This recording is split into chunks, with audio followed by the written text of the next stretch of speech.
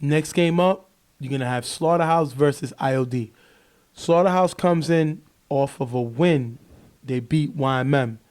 IOD comes in off of a forfeit win to Southpack. The interesting thing about this game is Slaughterhouse played IOD in the Final Four in 7-1-8 and beat them. So this is the first game after that loss that IOD took to Slaughterhouse in the Final Four. And obviously they're going to be out for blood, IOD, after being eliminated in 7-1-8.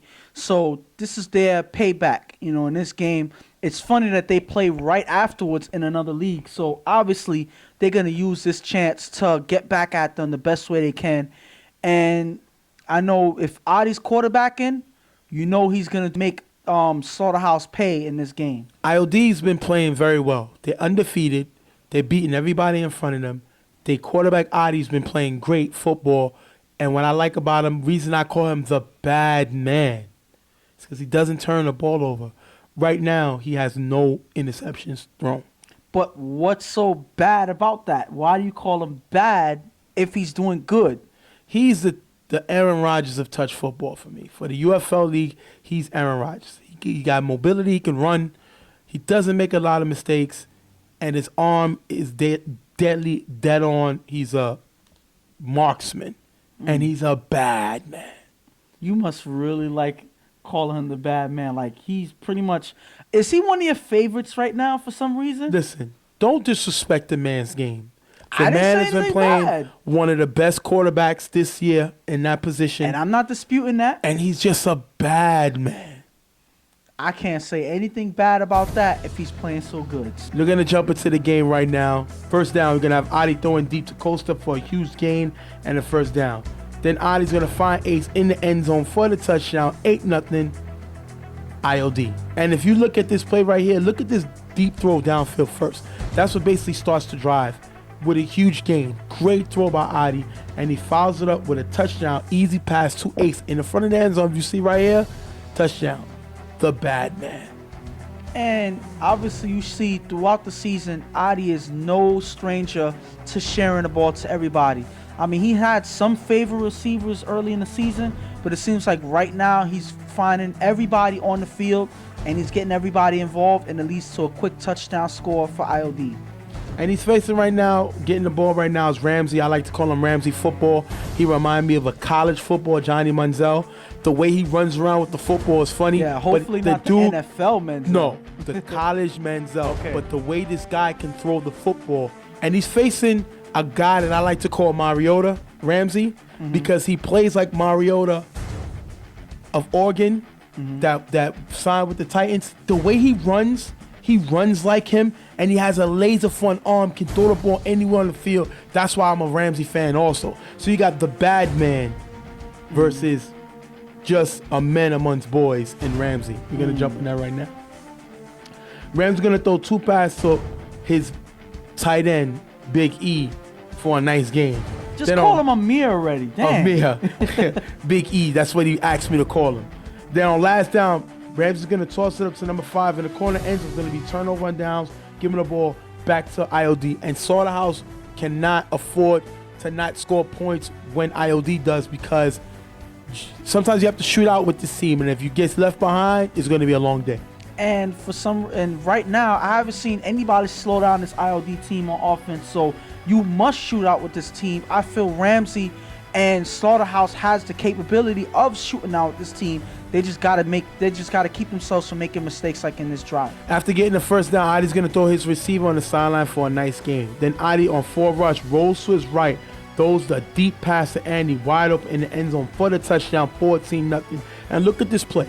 4 rush, he rolls out to his right, just like in Aaron Rodgers, and he's still able to go downfield and find Andy wide open for the touchdown. He's a bad man. 14-0. All right. You like him. You're a fan of him. All right. That's enough. How many more times are you going to say he's a bad man? We know already. Damn. He's a bad man. Ramsey gets the ball. He's going to throw to Welch in the middle for a decent gain in the first down. Then Ramsey's going to throw to Yoli in the gap. It's going to be overthrown, picked off by Ace, giving the ball back to IOD. And Ace is definitely a star player. I'm waiting for him to move up into that superstar role. He has an opportunity. when he plays hungry, but definitely he's a star of this team. Makes a big play here. And that superstar level is all up to him. He has the potential to do it, and he's shown signs of that. It's just up to whenever he's ready to turn that switch and become that superstar that you know he can be. But right now, that's a great play by Ace. Adi's going to get the ball. He's going to get blitzed and throw it to Eddie on the sideline. But Eddie's going to step out of bounds before the catch. Incomplete. On last down, Adi's on 4 rushes. Going to throw to Eddie for the first down. The pass is low. It's dropped. Turnover on downs. We don't usually see my man miss the target. He misses it here, and it's a turnover on downs. Well, no quarterback has a quarterback rating of 100. So, of like 1,000, anything like that. He's not going to be perfect. So at the end of the day, he's going to miss some. But at the end, right now, he can afford 1 turnover. They just got to lock up on defense and keep Slaughterhouse from catching up in this game. Ramsey on 4 rush with nice blocking from Mo. He's going to run for a decent gain. Then Ramsey's going to get blitzed by Kosa. But with nice blocks from King, he's going to throw it to his receiver, getting him all the way to the 4-yard line. On last down, Ramsey's going to find Marcus in the middle of the end zone for the touchdown, 14-6. Ramsey has a very dangerous arm, and the way he can move around in the pocket to get receivers open, that's a Mariota guy. I'm glad he's a part of this league because this guy's dangerous. And I like that the receivers actually roll out with him. They actually find ways to, get into position when they know that Ramsey's rolling out. And that's a dangerous thing when you're facing a team like that. When the receivers are on the same page as a quarterback that's able to roll out on any part of the field, that's a danger to a defense, and they're able to connect on this pass right here. At 14-6, we're going to come out in the second half on 3rd down. Ramsey with nice blocking from Mo. He's going to throw the Amir on the sideline for a big gain. Like I said, Ramsey's dangerous in the pocket. He gets big blocking by Mo, and he's still able, because it's his ability to his mobility, he's able to create more time for the receivers to get open. He does it again here. On 4th down, Ramsey's going to throw a great pass to Welch in the back of the end zone for the touchdown, 14-12. Look at this throw by Ramsey. This is a great pass in the back of the end zone. He's going up with the bad man, score for score, 14-12 right now. And when he's making throws like that, that just oozes accuracy right there. Ramsey, when he's ready and when he's on point, he can make some very accurate throws that's, can rival any quarterback on the field.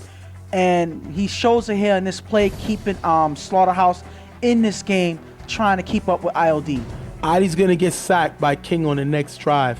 But why I show that? Because the next play, the very next play, he's going to throw deep to Gotti, who beats Welch for the touchdown, 21-12. Look at this great throw by the bad guy. He is a bad guy. He is a bad man. Touchdown, Adi. Lighting up the scoreboard, doing whatever he needs to do. Throws another touchdown pass. And the thing about it is, you show the sack because that shows that he doesn't fret, he doesn't panic whenever he gives up a sack or whatever. That's just him not forcing anything. He knows when to take a sack, knowing that he's going to make a play in the next one, and he does it here. That's just incredible decision making by Adi as the quarterback, and that's why they're up ahead in games like this. 21-12 right now. You have ILD up. On the kickoff, Mo's going to run along the left sideline all the way to the end zone for the touchdown, but it's going to bring it back. Yodi's going to get a flag for holding. Was that holding? Can you tell? Was it a holding play? It's hard to say, but I think it was. I think the guy, held on to the jersey a little bit too long, and when you see the separation, you see the hold, and that's where the ref was able to make a call, a little too long, and that got them the flag. Rams are going to roll right and throw downfield to the receiver for a nice gain. Then on last down, Rams are going to throw it up in the end zone. It's going to be incomplete. Turn it over on downs, giving it back to ILD. ILD is not able to score, and they're going to give it back to Slaughterhouse with a punt. After getting the first down, Rams is going to throw to Marcus on the sideline for a big gain. Then he's going to get blitzed and throw to Naeem for the touchdown, 21-18. That's a great throw by Ramsey. I know I talk about the bad man and Adi, but Ramsey's definitely a guy to talk about, especially now.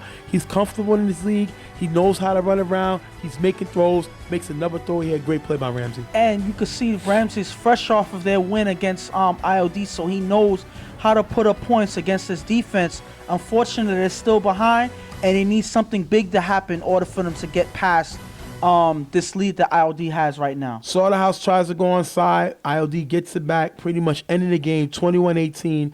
ILD comes away with a win. I'm pretty sure they rather would have had the win in 7-18 to get to the championship, but I think they'll take this one. Of course they'll take this one because, this makes up a little bit, that shows that they're not giving up on the season they have here in the UFL. They had to show that they're capable of beating this team. So even though they lose in 7-8, they're still showing that they're capable of beating this team, showing that pretty much that game may have been a fluke to them because they came out, they played their game, they scored their points, and they came away with the win in the end. ILD comes away with the win. They move up to 6-0.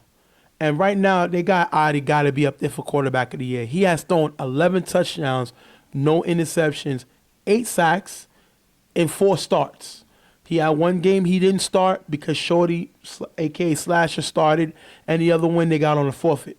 So in 4 games, he has thrown 11 touchdowns and no interceptions. And that is some best quarterback in the league numbers right now because every other quarterback that's actually playing in this game on this field actually threw an interception. Even Chuck has thrown interceptions this year. And Adi throwing none and knowing when to take sacks, that's some best quarterback of the year numbers right now. And you got to give it to him for his impressive play this year. I'm just cleaning my ears out because I want to hear what you said again. Adi's what? Adi's playing like the best quarterback in the league right now. He's a bad man. Listen, the numbers don't lie, and he's making the great decisions that he needs to keep his team ahead in these games. And it's been profiting for them because, look at their record. That's all I can say. Right now, he is leading this team into a great position in their division. And Slaughterhouse, they're 2-5. But because of the team we see they have in 7-8, we know that this team is capable of turning it around at any time. So I'm not falling asleep on this team. Ramsey's playing great. Amir's playing like a all-star tight end. Juice is getting a little more involved in the offense. Marcus is getting more involved. Mo is a great blocker, even for his size. This team is dangerous, led by Ramsey. They're gonna make noise. And then you gotta talk about Welch playing yes, big sir. on offense and on defense. So they got guys that are performing. King, you have Jared. All of these guys find ways to perform for this team. And that is why they kept in this game. They're showing why they're a team that can compete with anybody in this league. When they're playing in this level that they've been playing in these couple games, this is not a team that you want to play in the playoffs. We're going to wrap this game up. ILD with the win. They stay undefeated, 6-0. Slaughterhouse drops to 2-5. We're going to take another break. He's a bad man. You got to end it with that, huh? We'll be right back. Real Tough Talk. Hey, what's up, guys? This is Juice from Violators. And this is Joey from the Violators. And you're watching Real Tough Talk. Welcome back. Real Tough Talk. We're going to get to the next game. You're going to have Violators versus the Maniacs. Violators come in at 3-4. And you got Maniacs coming in at 3-4. Violators had a win to the Generals. Maniacs coming off of a loss to the Getters. And the Violators have really turned around their season. They started off 0-4. And right now, they're 3-4. And with a win today, if they can win this game, they have opportunity to turn the season around and go 500 football. And I'm pretty sure they want to win every single game that they have for the rest of the season to make up for the slow season they had. This is probably the worst I've seen the Violators start off in a season, but it looks like they're picking it up. And I got to give credit to Macho of the Violators because he's been playing big. He's been their biggest player on his team this year, something that you don't normally see because he's not an offensive player, but he's been having a huge year so far. And it seems like he turned it up after the Carver game. He really showed his ability to play both sides of the ball. His reception numbers has been crazy. That Carver game, he had, 12 receptions? Yes. So he's really playing on a high caliber level, helping his team get to 500. And with the Maniacs, they had a big win off of Riot Squad a few weeks back. I think that's what really turned around their season. They started to play a little more consistently, and they trying to pick up after the loss to the Getters, which they could have won, but costly turnovers really cost them that game. And they'll have to fix that if they want to finish off the season in an acceptable fashion because those turnovers are going to cause them to lose games, and they've been showing that this season. Mikey has to clean it up on offense, find his receivers better, play his game, slow down the game, chop up the field. If he doesn't do that, they're gonna lessen their chances of getting any more wins this season. He has some weapons. Kaz, Arberly. I believe Zeke is a good player. They got on the some. team. They got some good weapons, so they could definitely have a team to compete in this league. We're gonna start off with Fred getting the ball. Fred hands the ball off to Gabe with nice blocking. He's gonna get a good gain. Then Fred is gonna throw downfield to Macho for a big gain in the first down. We just talked about Macho earlier. Right now, he's starting off early, getting involved in the offense. Last down, Fred is gonna find Yomi in front of the end zone for the touchdown. With the 2-point conversion, he's gonna put them up 2-0. And Yomi has still been playing on an all-star caliber. We've seen his brother numbers decline, but we've seen Fred find Yomi when his back is against the wall, like he always have, and Yomi's still playing on a high caliber level. And that's what Yomi's there for. Yomi's pretty much Fred's like pretty much safety target. He's one person that Fred always looks for on the field. Yomi has to play this way in order for Fred to be successful in the offense. That's going to take us to last down. Mike is going to throw the pass to Zeke in the gap, but it's going to be tipped by Gabe and picked off by Ty, giving the ball back to the Violators. Ty's a guy who plays very good at corner. He doesn't really get a lot of mention because he doesn't get a lot of interceptions, but he makes a play here, giving the ball back to his offense. And just because he doesn't have the numbers doesn't mean that he doesn't play in a high caliber himself. A former all-star in his own right. Also hard, yep. Yes, so he plays hard. He makes plays. He causes turnovers on that side, so you got to give him credit. Even though his numbers aren't there, you can see his effort in every game, and that's what causes this interception. Second down, Fred is going to throw deep to Nomar. It's going to be picked off by Steve, giving the ball back to the Maniacs. And these are some questionable mistakes that Fred has made this season. I know he's not 100% healthy, but that has nothing to do with his decision-making. You can't force a ball downfield and get it picked off after your defense just got the ball back for you. They're supposed to be driving and staying in this game, and giving the ball right back to the to the offense of the other team is not something that's going to help you win a game. Mike is going to throw the next two passes for a nice gain. On last down, Mike is going to throw to Arberly in the end zone. It's going to be picked off by Ty. Ty's second interception of the game, and he's showing the ability to go get the ball on the defensive side, gives his offense another opportunity to score. And they're attacking his side, and Ty is taking advantage of it by getting these interceptions and getting his offense back on the field.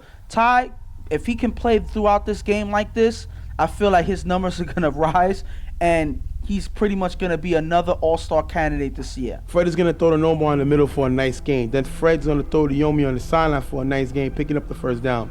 Fred is going to scramble for it. He's going to get sacked by Zeke. And on the next down, that's not going to affect him because he's going to throw the Macho for a nice gain. The next pass by Fred is going to be knocked away by Zeke, turnover on downs. And I like the fact that Zeke is a good player. We talked about him earlier in the game. He picks up a big sack on Fred and then fouls back by knocking the ball away to give his offense back the ball. Great play by Zeke. And Zeke has a deceptive quick step, meaning he can be in one part of the field 1 minute, at 1 second, and be in another part of the field the next. And that is the key to his play. He's able to get into any play on defense or offense, and he plays big for the Maniacs here. Third down, Mike is going to throw to Steve on the sideline, but it's going to be picked off by Macho, giving the ball back to the Violators. And this Violators defense is giving Fred a lot of opportunity to score. Unfortunately, he only has 8 points. But we're going to jump into the play by Mach. It's great the way Mach reads this play. We see him being more aggressive defensively, and he's holding on to interceptions we used to see him drop last season. Yes, and that is a big difference because he's always been a big defensive player, always there, trying to get the ball. But he was never really good at holding on to the ball during those interceptions. He's actually catching the ball now, which he's been doing all season. And those are some big plays Macho's been making all year. You're gonna get Fred gonna get blitzed and sacked by Kenny on his next possession. Then on third down, Fred is gonna throw the no more in the middle to get to the 1 yard line. Fred is gonna find Macho in the end zone for the touchdown with G getting the 2-point conversion.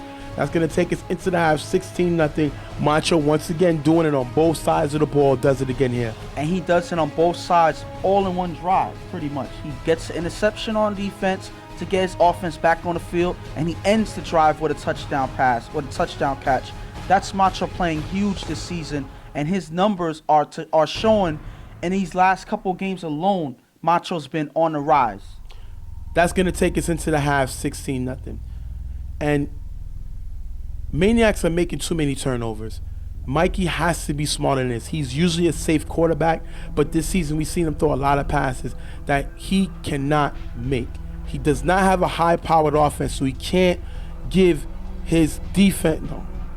He does not have a high-powered offense, so he cannot shoot out with these other offensive juggernauts. He has to go for the intermediate passes, the dink and duck, the checkdowns, in order to have an opportunity to beat the high-powered teams.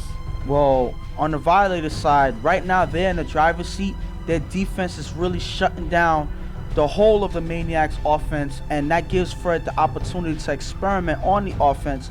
He has 2 touchdowns this half right now, and that's okay when you have your defense playing this way. Even though Fred turned over the ball a couple times, I feel like he's getting it down towards the second half, and they're moving right now. And I can do nothing more than disagree with you. This team has given Fred the ball 3 times on 3 interceptions. Macho has 1, Ty has 2, and he only put up 16 points. You cannot say you are prepared to take your team back to a championship and they give you the ball 3 times and you only put up 16 points. There's no way possible, because the defense is playing at a high caliber. You're turning the ball back over, giving this Maniacs an opportunity to score with you when you should be shutting them down. Fred has to step it up. He has an opportunity to step it up. He has the ability to step it up. He is a former quarterback of the year. You can't make these mistakes if you're him. You're basically trying to give the game away. But at the end of the day, like I said, we haven't seen the Violators have this type of offense in a while. They usually have guys that are shut down on the guys that are just lights out on offense. They don't really have that this season, so Fred has less targets to throw to. Nomar has been on the serious decline this year, so that alone shows how little targets that he has besides Yomi and Macho this season. We're gonna have to see what happens, because I think a lot of it is on Fred. I think Nomar numbers is falling because of Fred hasn't been healthy, but I also think a lot of people think Nomar was a one-hit wonder. He made the All-Star team last year. He was a starter, and we've seen him be more aggressive. Now it seems like he's dropping the ball a little too much, and I think it's because he's playing defense. He's not a defensive player. I think because he's playing both ways, it's hurting his numbers.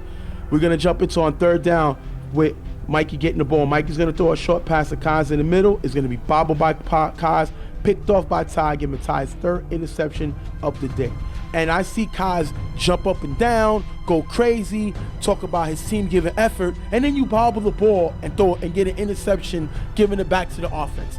If you want to be the man, you want to sit down and challenge your teammates, you got to make these plays. He doesn't here, gives the offense for the Violators back the ball.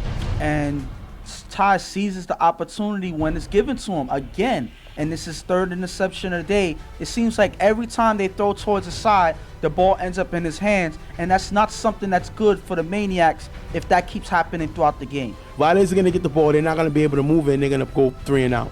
Then you're going to have Maniacs. They get the ball. They can't move it. They go 3 and out, giving the ball back to the Violators. Remember, it's 16-0. Fred on 4 rush going to have a nice run for the 1st down. And we see Fred a little more mobile. He's able to move a little better. Once you see Fred able to make these runs, he's nearly healthy, because a few weeks before, he couldn't barely move in the pocket. Fred is going to throw the Macho in the middle for a nice game. Then follow up with a pass to Ed in the end zone for the touchdown. Nomar gets a 2-point conversion. That's going to be 24-0. And Ed is another guy who's made the All-Star team. He's played very well. He's definitely stepped up in a role where these other players have been hurt. He stepped it up and been playing on a very high caliber level. And they needed him to, because they didn't have anybody else to take up that position. So Ed steps up this year and makes some big plays for this team. And it's showing in his numbers this year, because his numbers are all-star level, I would say, for the Violators. And he's playing big for them right now. They got a lot of all-star players, but not the regulars. Sean, he's not going to make the all-star team. He had a decline. Nomar, he may not make the all-star team. He had a decline. Herbie was hurt. Dre left the team. So they have a lot of guys, even though Dre didn't make the all-star team last year, but he was a very important piece of the puzzle. But then we see other guys step up. Ed stepped up. Macho dramatically stepped up. So Yomi's playing Yomi football. He's definitely a consistent player, but we had a lot of other guys which you wouldn't expect step up. Right now it's 24-0. Violators go onside. Ty gets the ball back for them, pretty much ending the game 24-0. Violators with the win. And that is a way to clean up the game and end with, in a positive note. You said that they didn't score a lot or whatever. They ended the game with 24 points. And I think that's feasible the way that they started out in this game. I'm talking about the turnovers. I'm talking about Fred making too many turnovers. He shouldn't turn over the ball against a low-powered team like this. This team cannot compete with the Violators when the Violators play championship football. So my thing is costly turnovers and head-scratching turnovers. You can't do that against teams like this. You should be able to easily beat this team. And the Maniacs, no offense. You can't win if you can't score. Mikey with too many turnovers. You can't throw 3 interceptions and still – I'm sorry, you can't throw 4 interceptions and expect to win the game, especially if 3 of them is to the same player. Yeah, I mean, obviously the ball kept finding Ty's hands for some reason, and Mikey has to really figure out why this happened in this game, because they don't want to repeat this cycle and this cycle of losses if they want to be in the pack, in the challenge, in the playoffs, to try to challenge anybody. If they play this way, I think they're pretty much going to be one and done. That's going to take us to our next break. Violators with the win. They moved to 4-4, turned it around. They lost their first 4. Now they won their first 4. Their next 4. They're looking good right now. We're going to be right back. Real Tough Talk. This is Leia. You're watching Real Tough Talk. Yeah! Right back. Real Tough Talk. Stephen J. Ghost. And I'm talking about the All-Star game. I'm ready for the All-Star game this season. My team of the East will win this year, breaking the West's streak of 3 in a row. I just want to put that out there. How many years have you said the same thing and came up short every single year? I mean, you might as well just give up. I think that it would be more in your favor to just cancel the All-Star game altogether, because that's the only way you would win in the end, by you taking control and ending the All-Star game altogether, because that's the only way you personally will be able to win anything. Listen, my All-Star will win, and I'm willing to put a little wager against whoever's the All-Star coach. Obviously, we don't bet for money, but we can bet for something interesting. So that's what I want to let y'all know. The East will win, and the new thing that's added in the All-Star game this season is the winner of the All-Star game between the Eastern Conference and the Western Conference chooses who gets choice of the ball in the championship game. So that'll make it more likely for these players to come out. They may not play in the championship game. I mean, in the All-Star game, in the chip. I don't expect you to. But that will give you an opportunity to cheer on your teammates, give them a little advice. This is my thing, and this is why the All-Star game to me is important. If you play or not, you're going to have guys in this league that's never going to have an opportunity to play with a Chuck or a Swiss or a Fred or a Yomi or a Joe from 99 Problems or a Smoke from Riot Squad. You're going to have a lot of some chances that these players are never going to get an opportunity to play with them. So the All-Star game, for them to be able to play on the same team and have the opportunity to see what it's like to play with these guys, I think is important. And I think this is how the caliber of these younger players trying to come up, they get it to the next level by playing with a successful main players of the Touch Football League. And that's how guys are able to, like you said, feel out how each other plays, and that's how they, feel each other out, and that's how they develop. Sometimes the same thing. Sorry, yeah. Say it again. Go. Because that could. Sorry. Don't worry about her. Yeah. Go. That's how. Well, that's how guys learn how to play together, and sometimes they become players, teammates themselves. Hold up. Put the mic more closer to your mouth. Because I know it can pick me up. Go ahead now. Not that close. You're up to that top. Mm-hmm. Go. And that's how guys learn how to play together, and sometimes they even become teammates. Yeah. Guys get more familiar with each other. They see how each other plays, how they vibe together, and I think that it's a good way for guys to really get to know each other, because some teams will have an all-star that's never played in this league before, right, and make it to the team, and now you have Fred playing with a new player, yeah, and that's how they get to know each other. Maybe they'll end up playing with each other in the future on the same team. I think it's a lot of fun. I think if you enjoy the league, you love what we do, you're a big supporter. If you make the All-Star team, come out. Show your support of the league by coming to the All-Star game. You don't even have to play. You could just come there to back your teammates up and let them know y'all all on the same team for that one day. And we always have a good time when we're all out there, having fun. Even though the game has higher stakes now, right. But I think the main thing is everybody comes out, they have fun. People enjoy themselves on the way out. We have a lot of good games on during our All-Star game. So I think that it's a good thing to come out and at least support and be there to watch and enjoy the game with all the guys. All right, we're going to jump into the next game. It's going to be Carver Mobb versus Us Never Them. Carver comes in off of a win to 99 Problems to move them to 6-0. Us Never Them comes off of a loss to Bravehearts to move them to 1-6. Who's the biggest surprise?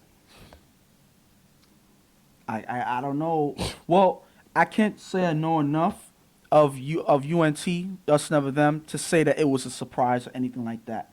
Because we couldn't predict which direction their season would have went.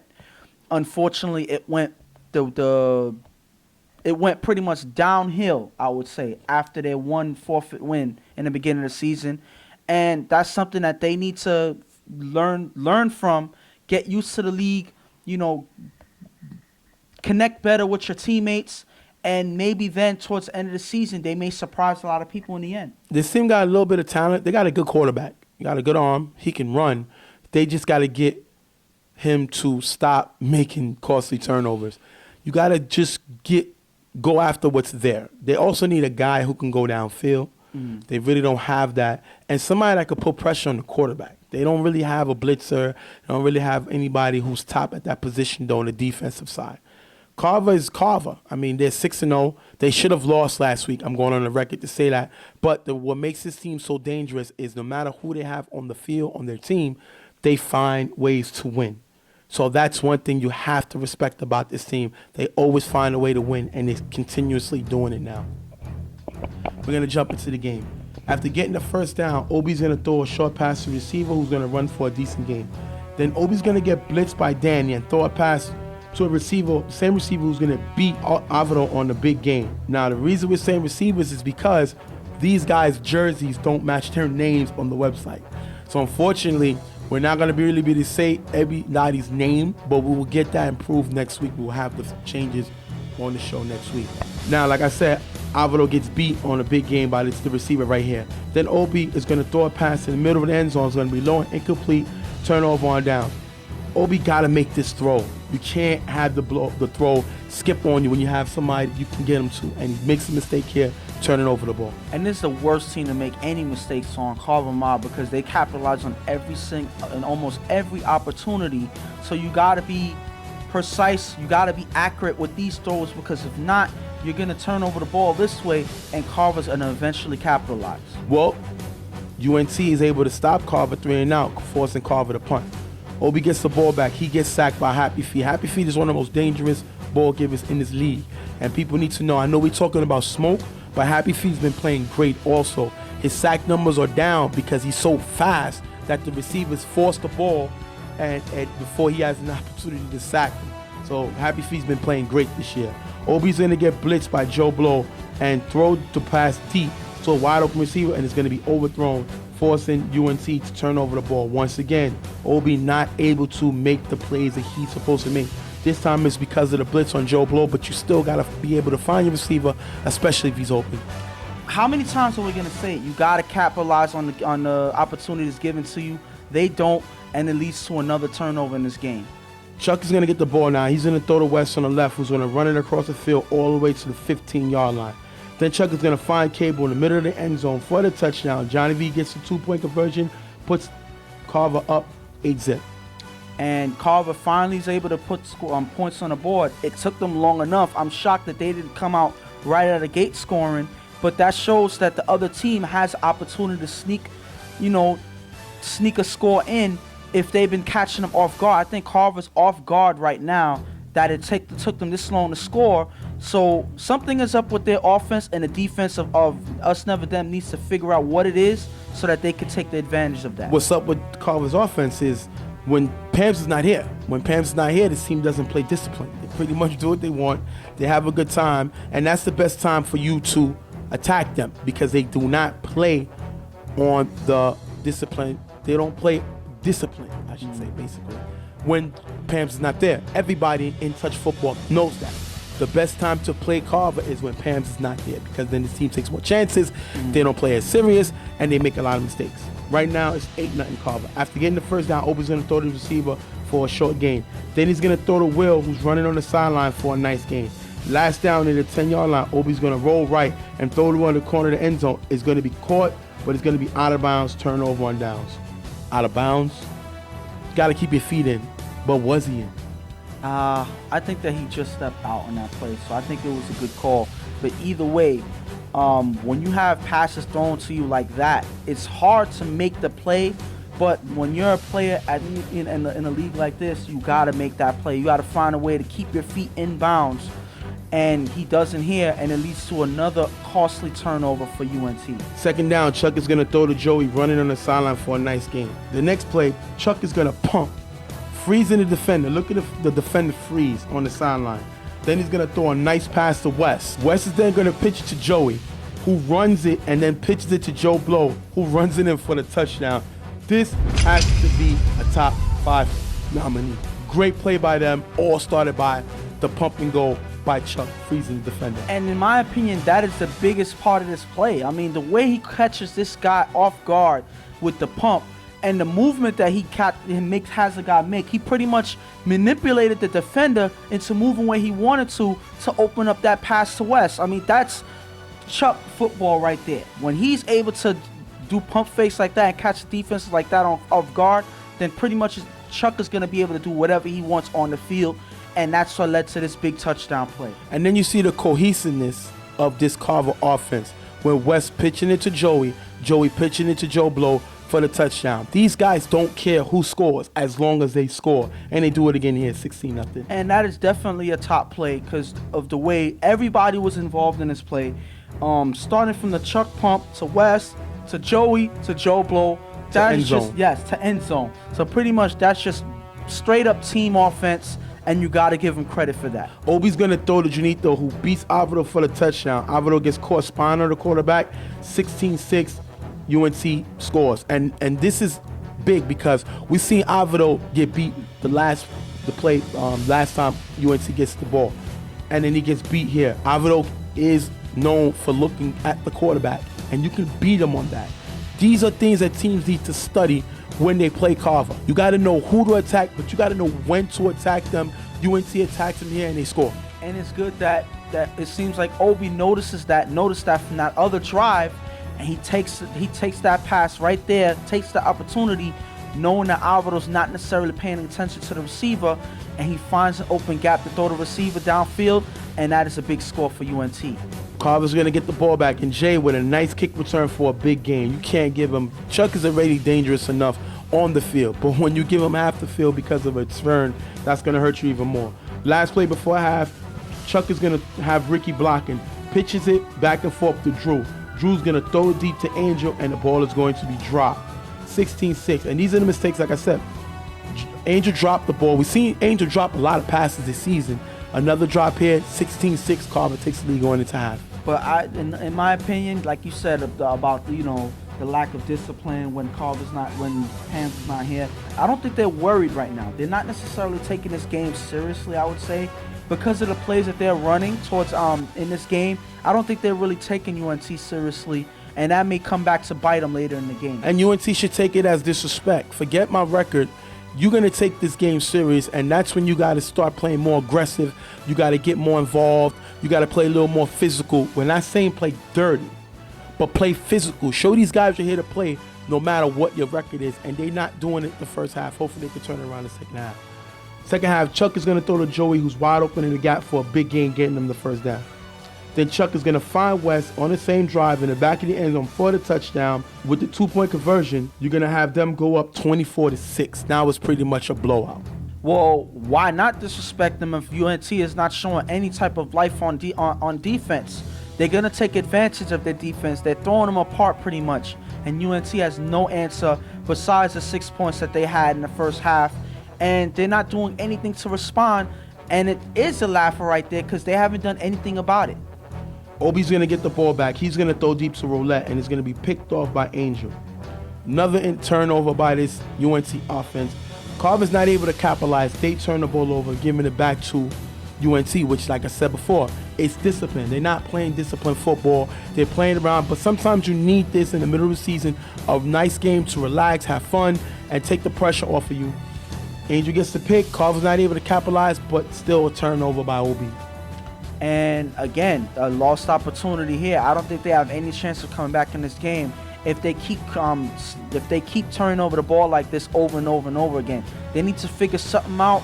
Even if it's taking shots downfield, they need to do something in order to get back in this game, because this type of play right here isn't going to change anything for them in this game. UNC gets the ball back, and they're going to turn it over, giving it back to Carver.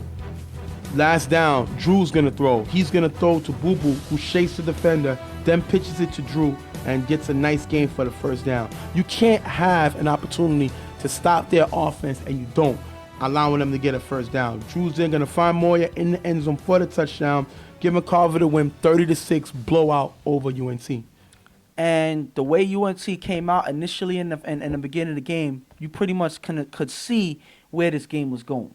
They don't really have any answer for Carver's offense, and they can't score in their own offense besides 6 points. They don't really have that many weapons for Obi to throw it to, it seems. Nobody really showed up in this game. Nobody was able to get open.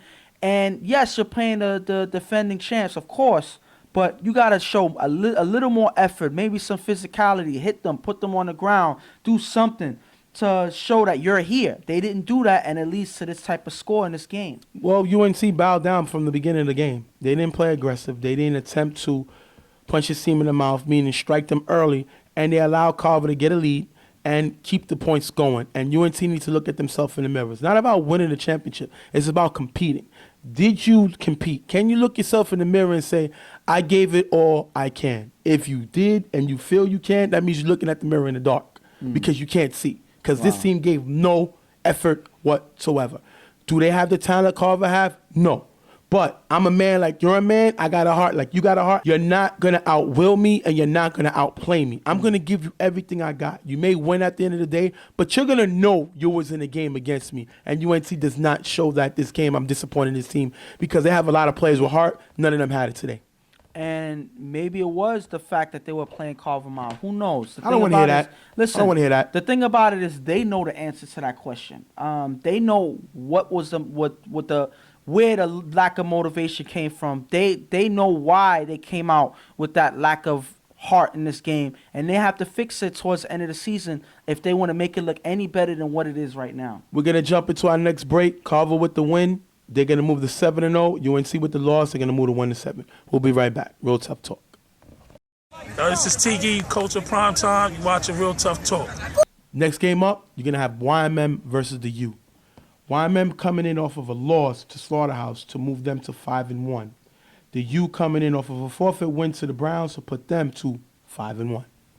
And right now, can we say that this is like a rivalry game? I would say that. Yes, because you have a lot of players that's played with YMM playing with the U this year. Brown, Kaka, Josh, JJ. So that's a lot of players from YMM that was there during their first championship run in this league. Now they're playing with the U, playing against this team, trying to win another championship with another team. And YMM came up with a lot of guys that pretty much rebranded YMM. Right. So to see who may come out in this game as the winner is going to be an exciting thing to watch. And to see JJ face off against Nelson is something I've been waiting for a long time. And, you know, Rico's up there for coach/captain of the year. He made some great additions. His team is 5-1, and the loss came last week to a Slaughterhouse team. But YMM barely had any of the players there. So it wasn't like they had their guys there and they lost. The additions that Rico made was amazing. You added Junito, you added Santana, you added Ice, you added Ty, you picked up Milt. He made a lot of you picked up Paul Wall. You made a lot of pickups, and your record is showing those pickups are really taking over, and you're winning games. Mm-hmm. You beat the Browns earlier this season, so that's a big win there. And if you could beat the U this game, it shows the opportunity that the opportunity that you can really win a championship this year. And on the other side, the U's are 5-1. The U lost to IOD. That which is a big loss, especially now that you're playing YMM, because you got to show that you can beat the elite teams in your conference. Right now, they lost to IOD. They have to win this game just to prove that they can beat the big teams in their conference. And right now, I feel like in that game against IOD, Shannon had to quarterback in that game. And I personally would rather have Shannon as a playmaker rather than the quarterback. Right. So I guess with the adjustment of JJ, now Shannon can be a bigger impact on the offense. And I think that makes a lot of a difference. I think this is on JJ. JJ's play is really going to show how far the U is going to go this season. It's all up to him in my book. We're going to jump right into the game. On second down on 4 runs, JJ runs for a nice gain. Then JJ going to throw to Shannon, cutting on the left for a decent gain. On 4th down, he's going to throw it up in the end zone. It's going to be an incomplete turnover on downs, giving it back to YMM. You got to be able to move the ball a little better than that, but I think you start slow. You're not prepared. You're getting ready. It's a high-intensity game. You turn it over here, it's not a big deal. It's all about what you do in the next drive, but you got to be able to capitalize and they don't hit. Well, in my opinion, I feel like, it's not necessarily as acceptable as you say with the turnover. I think that they have to start early. I think they have to score first, throw the first punch to YMM, because I don't think they want to go back and forth throughout the game, because YMM is looking like a different team that can score points, in bunches. So you got to actually start off strong first to show that you're here to come out and win this game. That's going to take us to 3rd and long for YMM. Nelson's going to throw to Rico in the middle for a big gain. On last down, Nelson's going to throw to Jeremy towards the sideline for a nice gain and the 1st down. So that's a way to move the ball by Nelson. Definitely showing a lot of improvement in this game. On 4 rush, he's going to run for a nice gain, which he can do. Then Nelson's going to find Santana, cutting in the end zone for the touchdown. And my man, Cam Nelson, with the touchdown pass, finding Santana. YMM takes advantage of the turnover by the U. They drive down the field. Nelson's looking good, finding his receivers. He's able to make the right decisions when he knows when to run. This is an impressive drive for YMM, and it ends with a touchdown pass to Santana. That's the way to move the ball. Then Nelson goes for the 2-point conversion. And we don't usually show extra points unless it's something big. And obviously it's going to be something big. He's going to throw to Rico in the back of the end zone. And you're going to see Mr. Shan the Man make a great one-handed interception while staying in bounds. That has to be a top 5 nominee. Shan the Man is just a man. And he makes a great play here with one hand going out. And he's just there showing that even though the YMM just scored, Shannon showed his presence here and showing that he's going to be here throughout the game and they have to get past him in order to get this win. Great catch by Shannon. One thing I got to mention, though, is when Shannon catches the interception, you hear the ref, instead of announcing the interception and the incomplete conversion, you hear him say touchdown. Yeah, that's going to be Augie.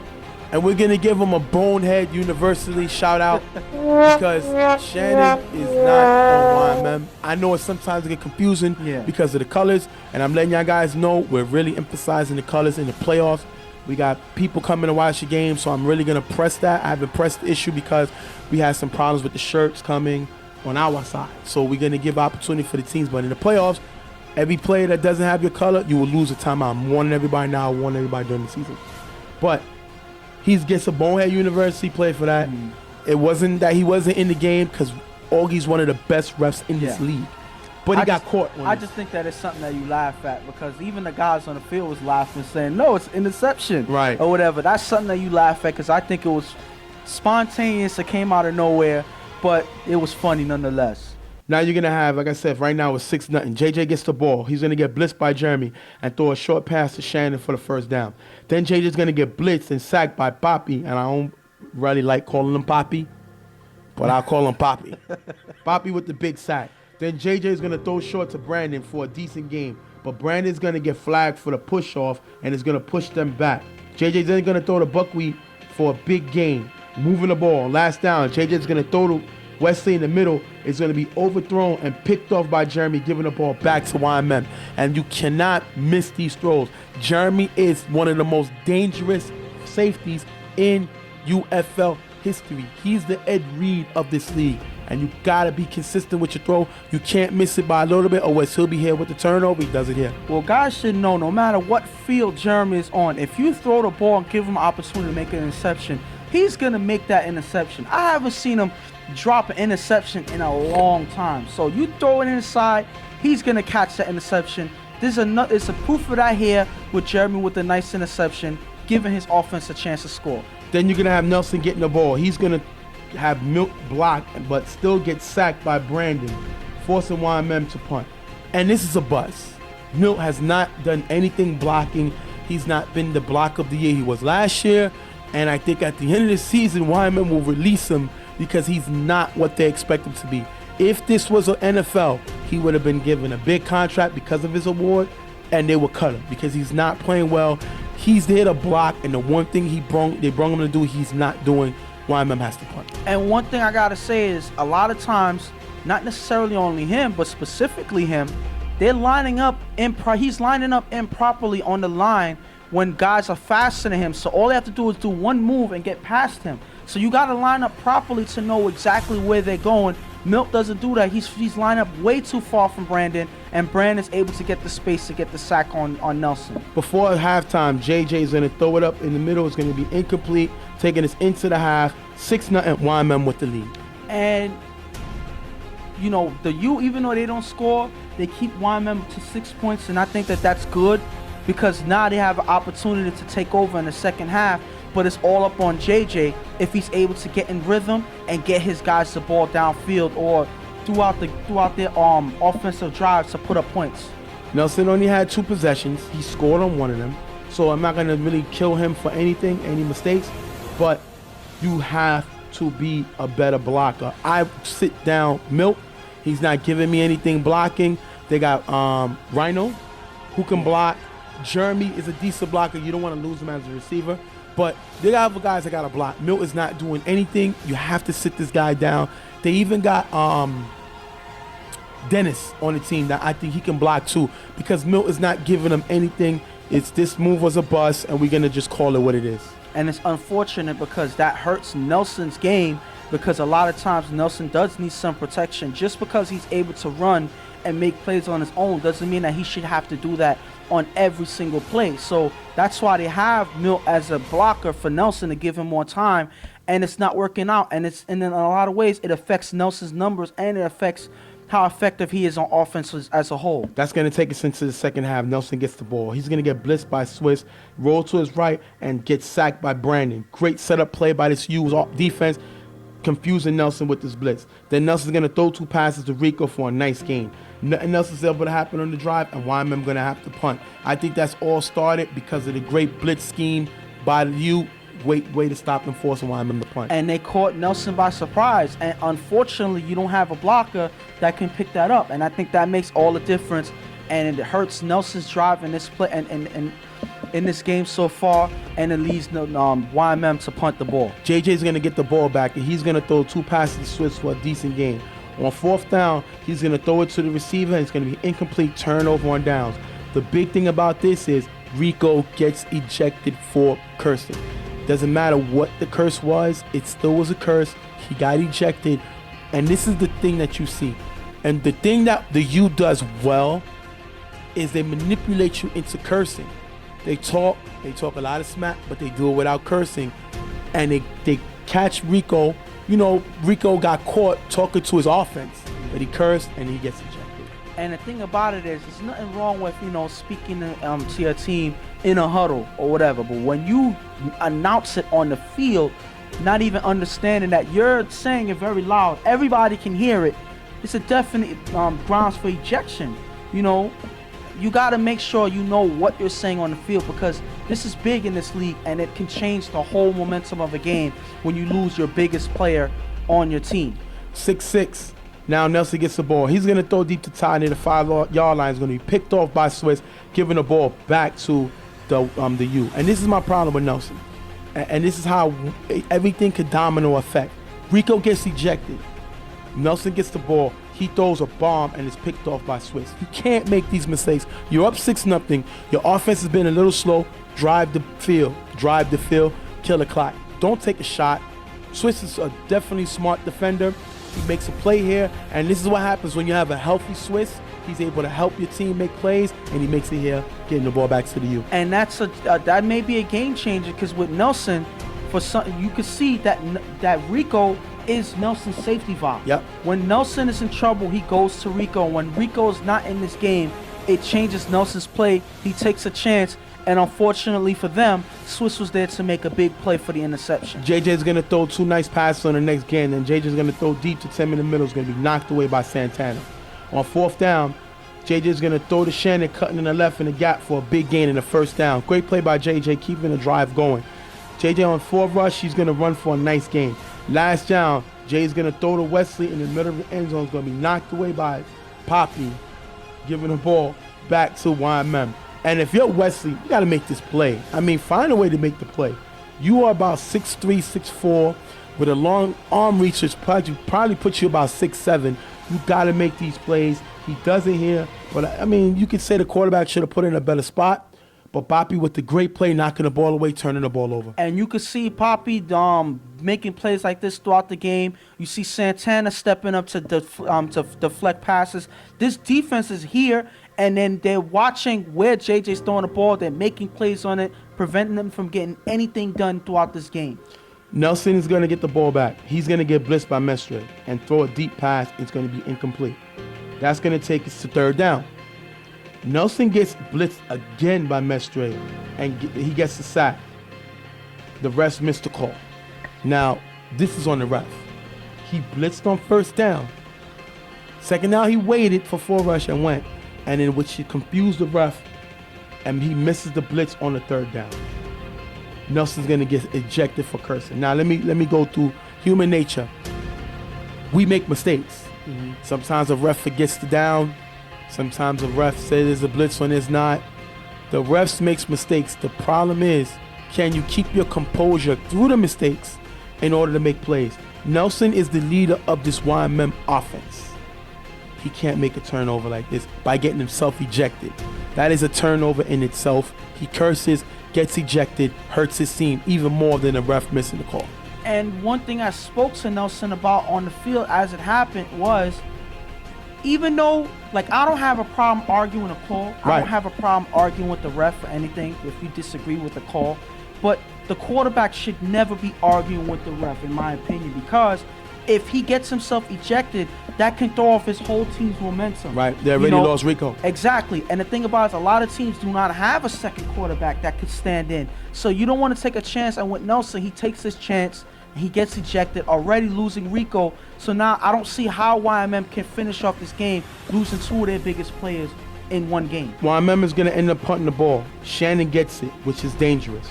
He's going to have a nice block from his team. Shannon's going to run it all the way in the end zone for the touchdown, tying the game at 6-6. The question is, could Shannon have took the ball to the 1-yard line and ran the clock out? I think he could have, but I think he was just getting into the he was he was within the play. He was just trying to score since he knew that they needed the 6 points. I guess he wasn't worried about the time, so he was just in the moment, I would say, celebrating, because they got a big score. They're looking like they're back in this game, but I think he should have remembered the clock, and maybe that would have made a difference towards the end of the game. First of all, I think that run should be a top 5 nominee. That's a great run, great blocks by his team, and wait for Shannon to follow the blocks for the touchdown. So I think that's definitely a top 5 play nominee. And the thing about it is, he didn't really have to do much because they used blockers, cleaned out the whole line. And that's why it should be a top 5 Yes. on the blocking, Yes. the way they open up the holes. Now, to get back to what you said about he should have ran the clock out, I disagree with you. Your team is struggling offensively. JJ has struggled offensively for the U. You score knowing that YMM just lost their starting quarterback. Yeah. I'm going to score. I'm going to give them the ball back, try to force the next man up, which is going to be Jeremy, because he's a backup quarterback, to drive the field after he hasn't thrown in a while, and give the ball back to my offense to score a game-winning touchdown. So if I'm Shannon, I'm doing the same thing, especially the position of knowing that they don't have Nelson and they don't have Rico. That's shows disaster for this YMM offense. Game is tied. You're going to have Jeremy in the game now. He's going to get them the 3rd down. He's going to throw the pop in the sideline for a nice game, picking up the 1st down. I think that you should have went man this down. Jeremy's just getting into the rhythm at quarterback. I will go man on 3rd down, stopping him to get the 1st. They stay in the zone, which forces Wyman to get the first down. On 4 rush, Jeremy's going to run for a nice gain. Then the next down, Jeremy's going to get blitzed by Mestre and throw to Santana in the end zone. Incomplete pass. 3rd down, Jeremy's going to throw the ice in the middle for a decent gain. On 4th down, Santana, look at him here. He's going to cut in the front of the end zone. Jeremy's going to find him for the touchdown. Great play by Jeremy. Santana scoring again in the front of the end zone. Great play set up by this Wyman offense, keeping their composure. They take the lead. And that is big because Jeremy pretty much takes the helm of the offense, plays big, keeps his composure, something that Jeremy's not always known for, and he actually takes control of his offense and it leads them to score big in this late second half. That is great Wyman offense when you have a backup quarterback that hasn't thrown in a long time take over this game. That is impressive. They're up 12-6. They're going to throw a pass to Ty. It's going to be tipped and caught by Ice, giving them a 13-6 lead. Now, with a little bit of time left. What I love about this is when Nelson got ejected, Santana kind of took the leadership of the team. He let the guys know, listen, it happens. It happens because the great thing about having Santana on the team is he reps in Tony G League. So he knows refs can miss calls, refs can make mistakes. He has admitted himself in making mistakes and missing calls. But he keeps the team composure. And I think having him with the ability to calm the team down is another big pickup for Rico when he got ejected. Great play by Santana, keeping the troops in line. They score 13-6 YMM. It's going to take us to the last play.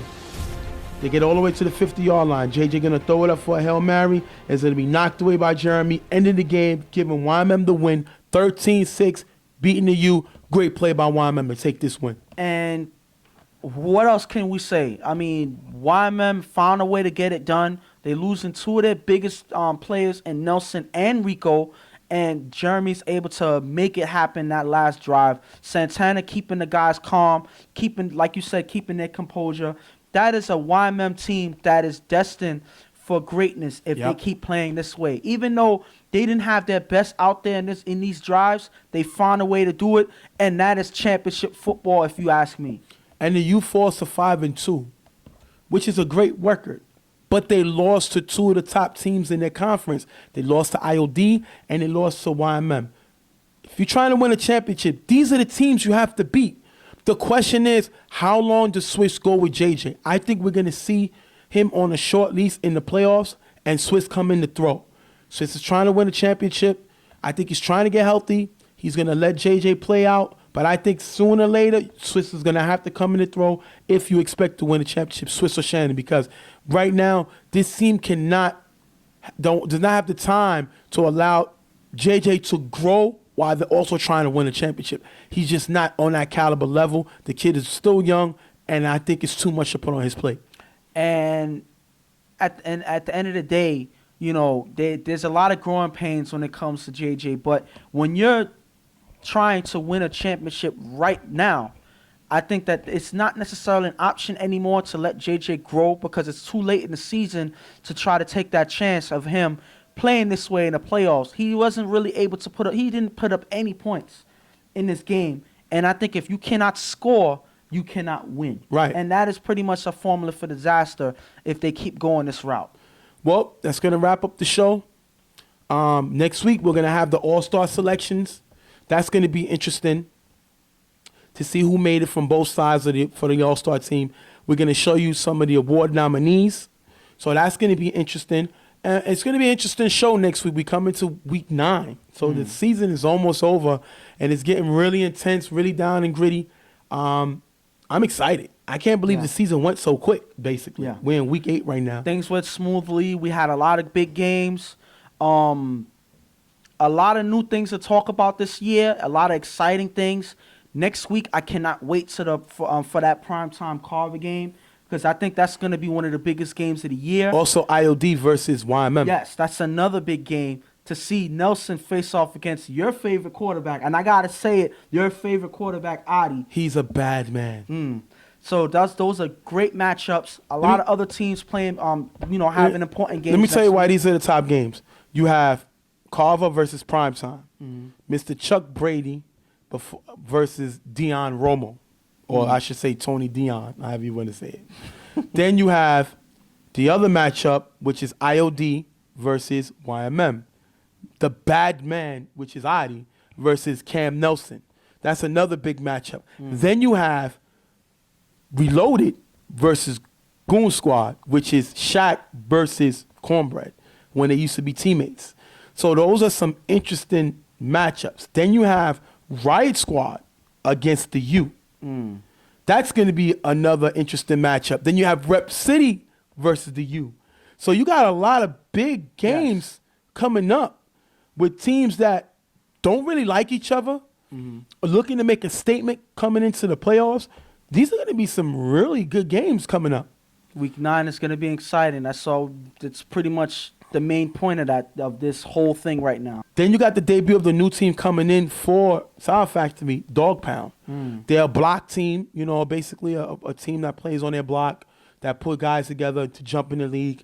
They're keeping Sound Factory's record, so they got the number stacked against them, but they just want to compete, and they get to play the Gunners week 9, I should say. So this is going to be an interesting week as far as there's a lot of other games too, but those are really the main games that we're going to talk about. But you got a lot of people trying to solidify their position in the playoffs. A lot of people trying to cement their play in the All-Star game and in picking up awards. So it's going to be interesting next week. We're going to really have fun talking about those games. So that being said, we're going to wrap it up. I'm Stephen J, here with this guy that they like to call Ghost.